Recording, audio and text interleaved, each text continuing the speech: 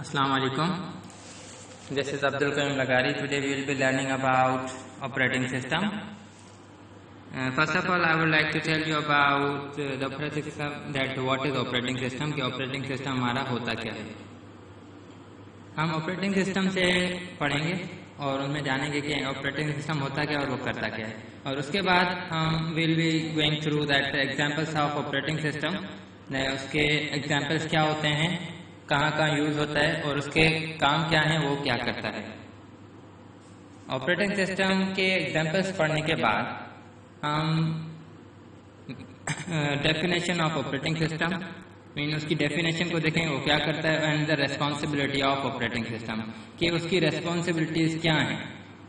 जैसा कि हमें पता है कि उसकी रेस्पॉन्सिबिलिटीज मीन हार्डवेयर और सॉफ्टवेयर को इंटरेक्ट करवाना है, और उसके बारे में और बहुत कुछ भी हम इसी वीडियो में पढ़ेंगे कि ऑपरेटिंग सिस्टम की रेस्पॉन्सिबिलिटीज हैं क्या.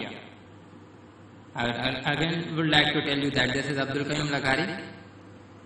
Today's our session will be on operating system. This will be the four contents about operating system. What is operating system? Example of operating system, definition, and in end we will be going through that what are the responsibilities of operating system. First of all, I would like to tell you that what is operating system. An operating system is the interface between computer user and the computer hardware. एक ऐसा software, एक system software है ये, जो user को hardware से interact करवाता है.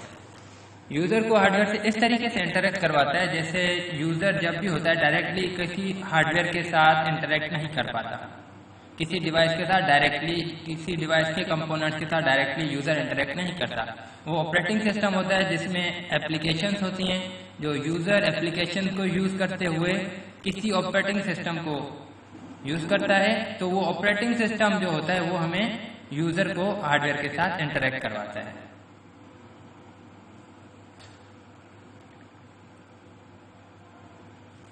उसके बाद हम आपको बताते चलें what is an operating system, mean वो किस तरीके से काम करता है, मीन उसका फ्लो किस तरीके से होता है, हाउ दैट इज फ्लो. सबसे पहले हार्डवेयर और एक यूजर होता है. यूजर और हार्डवेयर मीन डिवाइस, कोई भी हमारे पास डिवाइस है, जैसे हमारे पास लैपटॉप, मोबाइल या कोई भी ऐसी डिवाइस हो जिसको हम यूज करना चाहें, जिसको हम यूज करना चाहेंगे, तो हम कभी भी उसके हार्डवेयर को डायरेक्टली कोई इंस्ट्रक्शन या कोई काम नहीं बोलेंगे. जाहिर सी बात है, उसके लिए एक यूजर को बीच में एप्लीकेशन या किसी सिस्टम का होना जरूरी है. वो जो सिस्टम इस चीज को चलाता है वो ऑपरेटिंग सिस्टम कहलाता है. यूजर और हार्डवेयर की जो इंटरेक्शन होती है वो ऑपरेटिंग सिस्टम के थ्रू होती है.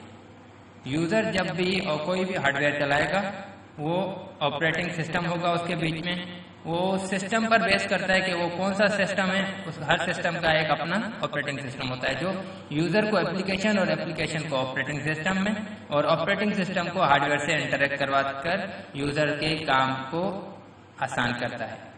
It makes easy, it makes works easily. User, application, operating system and the hardware are the flow of an operating system or every operating system you can say.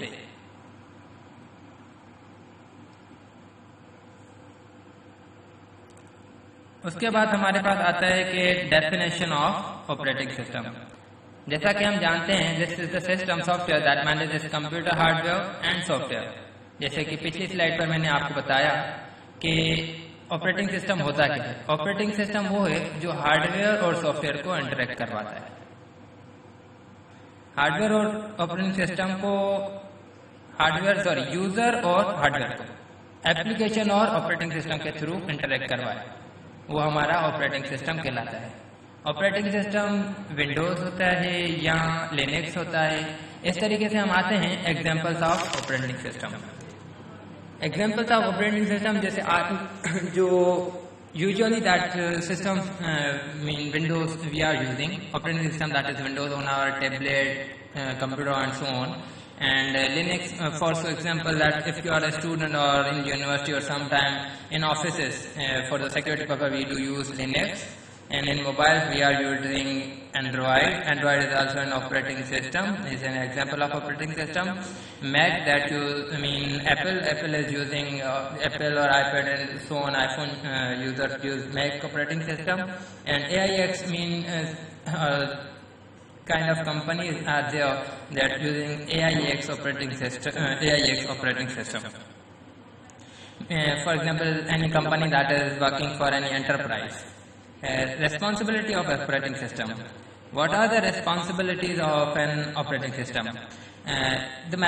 Responsibilities of operating system is to manage processing. Processor management comes in the responsibility of operating system. कोई भी चीज़ process करती है, कोई भी चीज़ user जैसे interact करता है किसी चीज़ से, वो और उसका काम हो और वो प्रोसेस करे, वो ऑपरेटिंग सिस्टम की जिम्मेदारी होती है. यहाँ it depends upon the operating system. Memory को मैनेज करना हमारी रैम हो गई या so on kind of memory are managed by operating system. इसी तरह से हमारी और भी आती हैं जैसे device management, file management, security management और more than that. Device management में क्या आता है कि डिवाइस को किस तरीके से मैनेज करना है, ये भी एक रेस्पॉन्सिबिलिटी है ऑपरेटिंग सिस्टम की.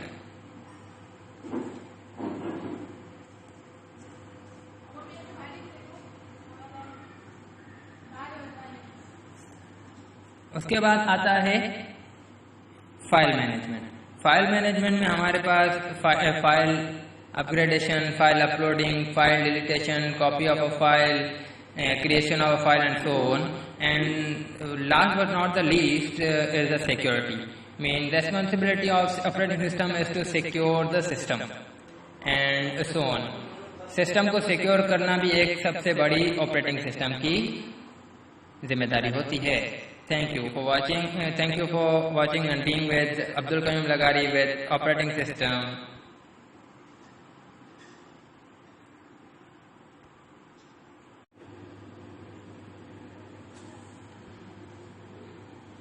Assalamu alaikum.